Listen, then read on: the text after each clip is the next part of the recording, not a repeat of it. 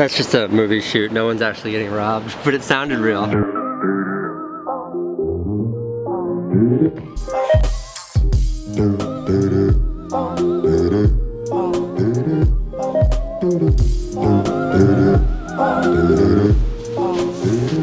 Baby's asleep, Candace is asleep. Today on the show, we have a very, very special guest.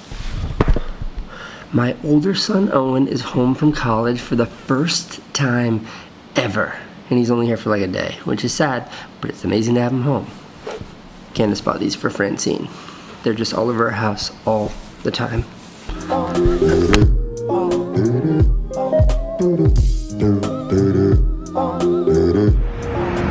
Oh, okay. I thought you were coming first thing this morning. Oh. All right. Well, text me when you're on your way or whatever. Did you just wake up? All right, go back to bed if you need to. I'll see you soon. I was mistaken. He's coming this afternoon, not this morning. Caught every star in the midnight sky. You know that. Kind of a special presentation today. Well, sort of. Today's entire episode is just going to be a Q&A session. If that sounds interesting to you, keep watching. If that sounds boring, see you tomorrow. Now, I'm doing a Q&A for two reasons. Number one, I neglected to shoot a vlog today. My kid's in town, he's in the room next door. He's home from college for one day and I didn't want to like camera the whole thing. And number two, I used to do these all the time. I kind of miss them. Remember the Q&A intro from season 1?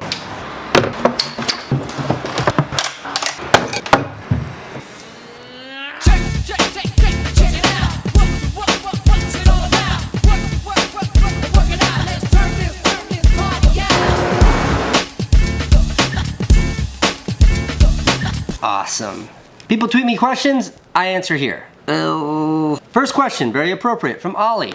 What do I like about Q&As? Well, the reason why I left working in television and the reason why I don't make feature films anymore, this poster right here is from the last feature film I produced, is because there's not enough interaction with the people that are actually viewing the content that you make. And YouTube, the beauty of YouTube is that you make something and there's like this reciprocation, this immediate sort of feedback from the audience. And I think Q&As are the most literal version of that, where you literally ask me questions and I answer them directly here on camera. Ashley wants to know, is Francine acting better? No, she's 2 terrible 2s. She's getting worse. Emily says, what's your Instagram tattoo? What are you talking about, Emily? I don't have an Instagram. What is an Instagram tattoo? No. Ah, my dear friend Shannon, what's the one thing you want to accomplish before 2016 ends? I want to sort of understand where this whole vlog thing's going, because this can't last forever, and I don't know what the finish line might look like. I'd love to figure that out in the next 3 months.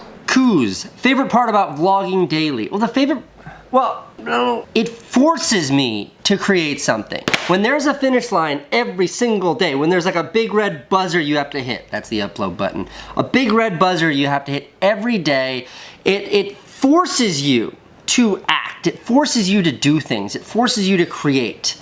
And I think without like that sort of fire under my I would do what I used to do, what I think most people do, which is like take it easy or convince myself today's a great day to relax. And I hate that shit. Is DJI getting you a new drone?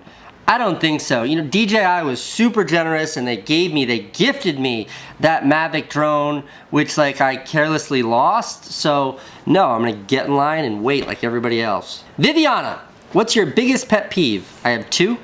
People who chew with their mouth open and loud talkers. Why do you rough handle everything? Stop. Why do I why am I so tough on my gear? I don't even own lens caps. I'm sort of rough on all of the things. I have a stack of broken cell phones over there. I break cameras. It's because these things are just tools. They're tools that help me create, and the minute I have to baby them is the minute they get in the way and they inhibit my ability to create. That is a very luxurious position to be able to take. There was a point in time in my life, in my career, when I was dead broke, I had one camera that was my life.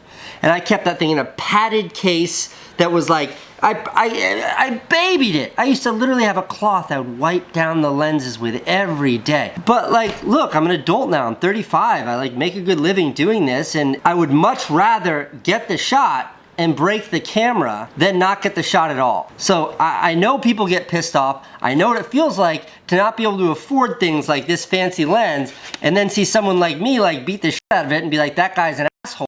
But the truth is, like, I own one car. If I wrecked that car, I'd be really upset. But NASCAR drivers crash theirs into walls every single day. Side is Edwards going, oh no, he turns it, no. Oh, and that destroyed. Nick wants to know, ever thought about teaching classes on filmmaking? Yes, Nick. That is like an eventuality. I would love to someday teach, but time is fungible. So if I devote time to teaching now, it means I have to take it away from creating over here. And right now, the thing that drives me more than anything is the act of creation. So teaching, yes, but not yet. Oh, and you want to answer some questions? Sure. Let me see if I got any for you. There was one I saw. It said, oh, here you go. Anjin George. How is Owen doing at school? Doing well. He's doing well. Any details? What's that? Mango. When Owen comes to New York City, he goes to Juice Press with my Juice Press gift card and just goes, is there anything else you'd like to share with the rest of us, Owen? No. Have you ever lost or had film equipment stolen while abroad? Yes. One time Owen and I were in France and we were at the beach swimming and I it was stupid. I buried my backpack in the sand just so we could jump in the water, and when I came out, the backpack was gone. Do you remember that, Owen? Yeah, That sucked. yeah, because I just left my stuff at the hotel and I was like, why don't you leave your stuff at the hotel? And you're like, no, I'll bury it. If you've never seen any of the movies with Owen and me before, he's the responsible one. I'm not. How do you deal with fame? You know, fame's like a weird thing. Internet fame's a particularly weird thing because you guys know me. So when you see me on the street, you're like, yo, Casey, what's up? Which is awesome, but I don't know you. So it's a little weird. If I were to run into Matt Damon in the street, I would be like, yo, I love Born Identity, but I don't know him. So internet fame is like a very, very strange thing. 99% of the time it's amazing. It just is this great catalyst, this great opportunity to meet people wherever I go. That 5% or 2% or whatever that sucks is like when I'm trying to go home and people are outside my office demanding pictures, and then when I'm like, I have to go home to see my baby daughter, I'm really sorry, they're like, you're an ass. Santa wants to know, where do you see yourself in 5 years? You know, I don't know. I think that like this, what I do, this like industry, it changes so quickly. The technology, the consumption, the distribution, the communication, everything's changing so quickly that if I even guess where I'd be career-wise in 5 years, I'd be wrong. Personally, in 5 years, he'll graduate college. I hope I'm healthy. Francine will be 7. I just hope that I'm still happy and healthy. Do you edit 100% of your vlogs? Yes, I do. I don't edit all my movies. Some of my best movies, like Make It Count, my best friend Max edited. But my vlogs are me, they're my personality, they're who I am. And I don't really entrust that to anyone else. Jeff wants to know, if you weren't doing videos or films, what career would you have tried to pursue? Astronaut or professional athlete? I know I've answered that question before. Why the hell are you driving and filming at the same time? I'm not driving. Okay, a question from someone I admire greatly by the name of Michael Deering. Michael wants to know, can you recall a day during high school that's particularly meaningful to you? What happened in detail? Michael, of course you're gonna dig deep here. All right, gonna zoom in for this one. Okay, Michael, this is one of my last days in high school. I dropped out of high school in the 10th grade. I never graduated. I remember this was like just as my parents were getting a divorce. Things were really, really bad at home. And I was in English class. My English teacher was Mr. Gabordi, now Dr. Gabordi. I always respected him, I liked him. He was one of the few teachers that I really liked. And I don't know what I was doing, but I was just being bad. Like I was causing trouble or something like that. And I think he asked me to calm down several times, I never did. He pulled me into the hallway and just sort of like I stood against the wall. I remember vividly, I stood against the lockers, and he like looked me in the eyes and he was like, what's going on? What's the matter?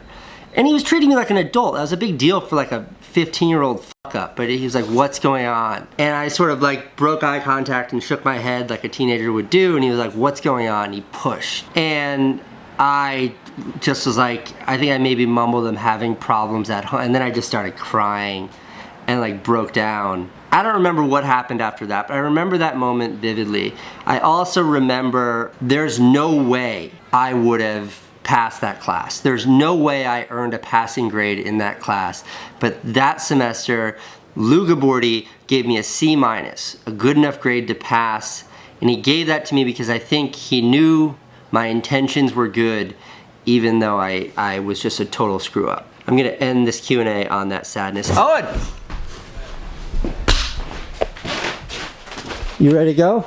Yeah. You see, Owen here never got thrown out of high school, and he's now a college student doing very... How are you doing in school, Owen, with like academically? Well? Yeah. You think you're gonna like get good marks? Yeah.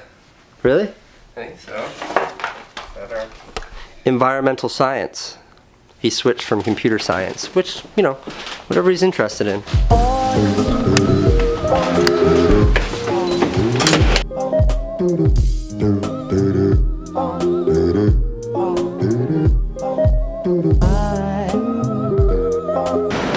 It's a Japanese dating app when you want a bunch of guys to come running towards you. That's not what's happening.